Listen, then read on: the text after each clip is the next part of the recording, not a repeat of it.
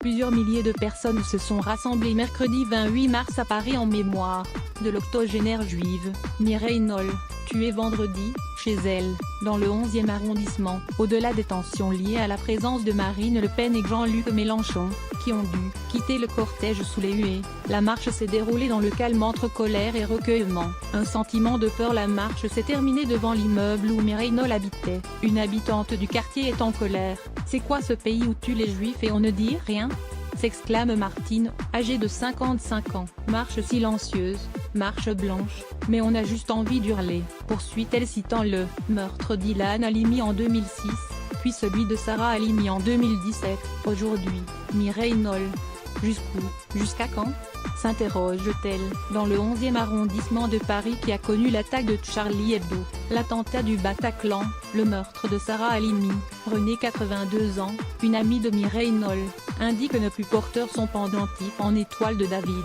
Sa famille l'en a dissuadé. « Mon petit-fils m'a dit que je tenais vraiment à recevoir une paire de claques. Comme je ne peux plus courir vite, j'ai retiré mon étoile, confie-t-elle. Ça m'a embêtée, parce que je n'ai jamais eu honte de ce que j'étais, mais je ne voulais pas avoir de problème. » Ne pas plier et contrer les préjugés appuyés sur sa canne. Jean-Pierre Cohen a tenu à bien mettre en évidence son étoile de David accrochée à sa veste. L'étoile jaune que lui avait attribuée le régime de Vichy quand il était enfant. Dans une circonstance comme celle-là, je pense qu'il est utile de s'affirmer comme juif, comme français, comme citoyen du monde. C'est surtout une lutte contre la barbarie. Jean-Pierre Cohen, participant à la marche pour Mireille Knoll à France Info. Ce qui est arrivé à cette pauvre femme est une catastrophe et ça peut toujours recommencer. Il ne faut pas se laisser faire, poursuit Jean-Pierre Cohen. Ne pas plier passe notamment par la lutte contre les préjugés.